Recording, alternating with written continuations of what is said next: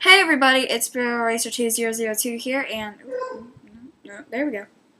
My dog is going to be barking on the occasion, and since I can't quite predict when he's going to bark, I'm most likely going to go silent and look at my door, contemplating whether I want to go out there and swat him.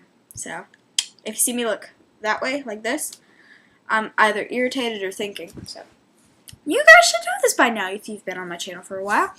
So, what I'm doing today is I'm telling the younger, less experienced riders about trail rides. Yeah. So this Sunday, the 4th or 5th of October, I went out on a trail ride working as a back guide for a trail ride with, God knows how many people. There were 9 riders coming for the trail ride, then we had 3 guides. I was one of them, so there was like 12 people on this trail ride, and that's a lot of horses. And, of course, I thought it was way too many horses to put on a trail ride, but my trainer's like, we're pressed for time. We've got another trail ride coming right after this one, so we have to basically send them out. We can't risk having to split those up. So I'm like, okay. So we went out on the trail, and we're right at the halfway point. We have a really long trail, and our trail is half flooded, but these people scheduled it for this day, so we couldn't exactly call in. Yeah, so it wasn't flooded very bad. Like, our horses could walk through it, but later in the story, you don't want to walk through it as a human. You really don't. So we're at the halfway point, and this little pony named Penny, you'll see her in my barn tour, hopefully, that I can get before I move and take my horses out of that barn and put her in my own barn, finally. But there's this horse Boogie behind her, and Boogie's doing nothing, but Penny's slightly afraid of Boogie for some reason.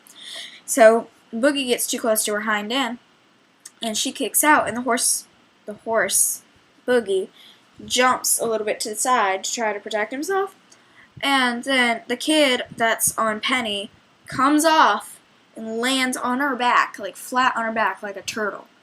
And then she starts crying, and of course, Penny freaks out and starts bolting back that way to the trail, back towards the barn.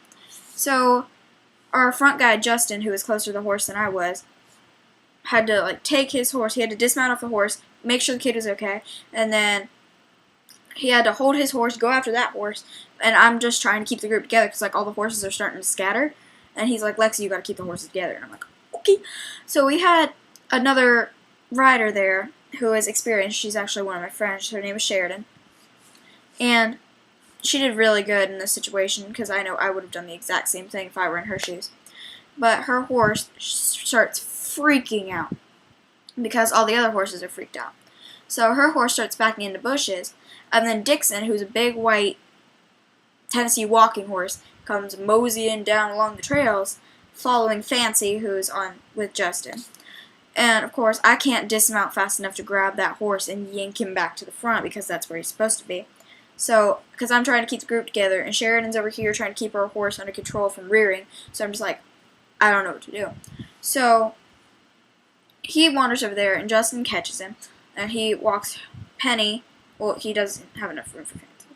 He's holding Fancy in one hand, and then he turns Dixon around, and Dixon just stands there because Dixon's lazy. And then we hear like pounding, galloping hooves.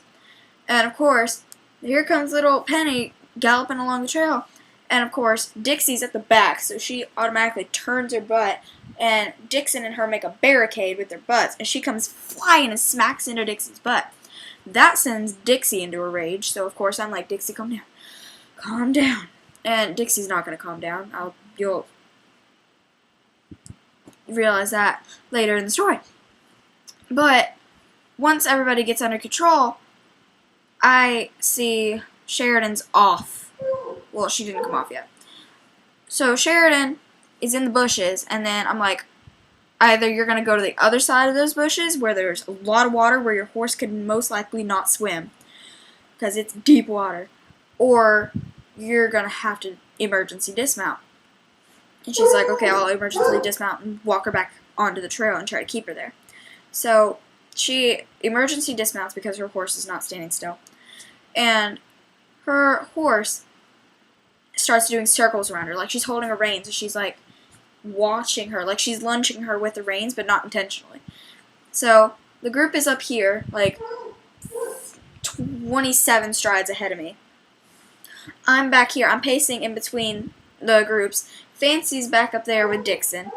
But, well, not with Dixon. Dixon was still with me and Rose. So this little girl that's riding Dixon keeps losing her reins, so I have to like keep walking Dixie over there and giving her her reins back. I'm like, hold on to those things like your life depends on it. Eventually she finally got back on, or not back on, but she finally got the hang of it on holding her reins. And then I'm like, okay, take your horse back up to the group because we need to get going again. And I'm like, okay, Sheridan, you're going to have to mount again. And she's like, I can't get back on. And I'm like, yes, you can. You're flexible. You can get back on. She says, no, I cannot get back on. And I'm like, okay, what do you mean? She means I'm too scared to get back on Rose. She's way too spooky. She's way too high-strung. Her head was so high up that she couldn't even touch the horse's face. And this is not a big horse. This is not like a draft horse or anything. This is a relatively average-sized horse, about 15 two-hands. She's taller than Dixie is by like 0.5 hands.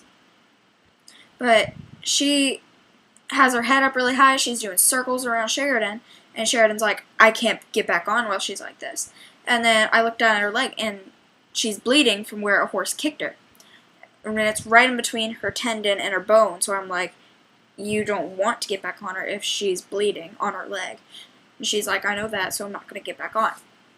So I say, okay, and I yell up at Justin, I'm like, Rose is bleeding, what do we do? So he yells, but we don't hear him. And he's like, okay, I hear this later after we get back from the trail.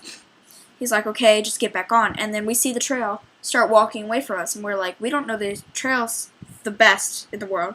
So, and this trail goes like this. There's 3 little sections, well, there's technically 6 little sections, and it goes, and they split in totally different directions. This one takes you this way, this one takes you to Aunt Marie's farm. This one takes you to Norway, I don't even know. But this one takes you to Michigan. This one takes you to Maine. This one takes you to freaking California. I don't even know. So I'm like, what do I do? Because they're on the other side now of that little strip of water where it's really deep. It's not a big strip of water. It's probably less than my bed, and my bed's a full size. But they're on the other side, and I'm like, Justin, you got to get back here. We can't get back on Rose.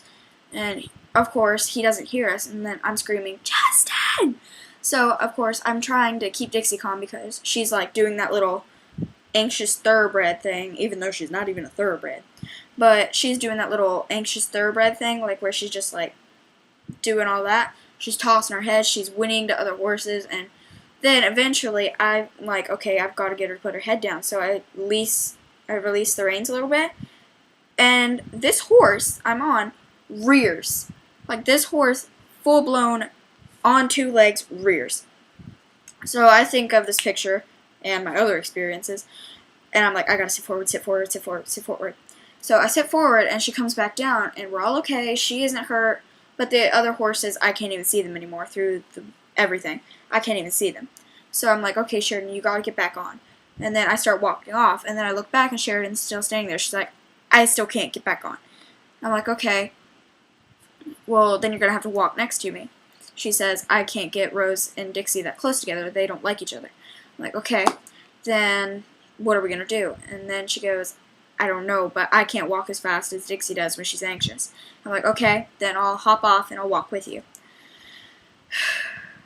So we're walking, and I'm screaming Justin, trying to get his attention, but we can't even see the horses. They're so far ahead. So there's a trail, like, once we find the right trail, because we got lost 3 times. Of course, I didn't have my phone because I'm stupid. But we finally pick the right little lane to go on at that little split, and then it splits again into 3. And we're like, okay, let's go down this one a little way and see if it looks familiar. Doesn't look familiar. Go down this one a little way, see if it looks familiar. Doesn't look familiar. Go down this one. Finally looks familiar, and we start seeing horse poop, thanks to Jasmine, who cannot hold anything. But we're like, okay, it's fresh. They had to have gone this way. This looks really familiar to us. We'll just wander along.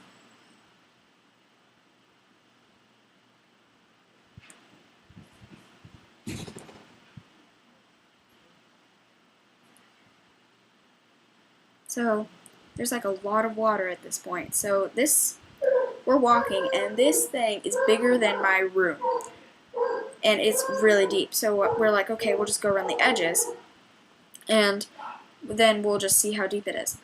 And we're going around the edges, and Sheridan walks over just fine, and then Dixie sees something, and she jumps, and she steps on my foot, and then I'm like, okay, and I shove her off my foot, and then we're walking, and it starts getting deeper, and it starts like raising up my legs, and then she trips me. My horse trips me. I don't know who that was, but okay. They just ran through my yard. But she trips me, and I go down, I fall to my knees, so I'm soaked up to like right here now, and in muddy, disgusting water, and Sheridan's just like, oh my god, are you okay? Because she thinks I'm hurt. And I'm like, I'm okay, but then I stand up and my ankle hurts. So I'm like, so we're walking the rest of the way. Sheridan is crying. My horse is slowly, very slowly, slower than effing turtles stampeding through peanut butter, is calming down, and her horse is still riled up. So we finally get to our gate where we know where we are. We're like, okay, there's that little Calavetti thing where our horses have to pick up their feet so that way they can get into the trails. Okay, we walk them through that, and then Rose freaks out again.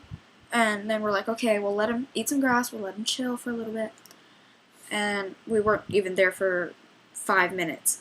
We were there for less than 5 minutes, maybe not even a minute, because we were like, okay, drop your head, get a bite of grass, let's go. Because then we're on this little gravel road.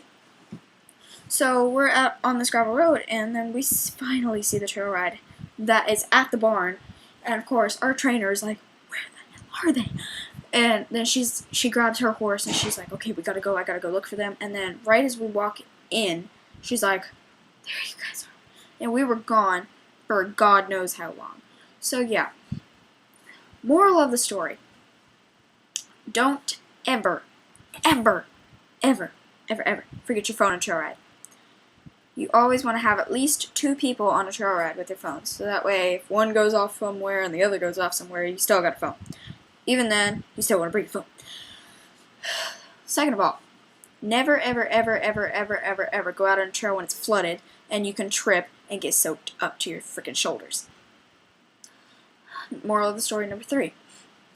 Don't let your group get split, because that just causes a lot of stress and it's just awful. I hope this helped all you inexperienced riders, and I really hope I didn't scare you. That wasn't my intentions. But yeah, this is how real riders are. There's not going to be totally smooth lands. It's going to be like this. And then there might be a little. You never know. It's a roller coaster that keeps going up, but sometimes it was a good ride. We rode in the arena before, they were all fine, and then we went out on the trail. Chaos. But either way, I hope this helped all of you guys, and I really hope I didn't scare you. I'm sorry if I did. But yeah, this is my experience with being a bad guy on a trail ride. So yeah, I want to hear your wonderful requests for videos. Send me a message, leave it in the comments, Insta DM me, do whatever the heck you want to. Just make sure I get it. Yeah. Bye, guys.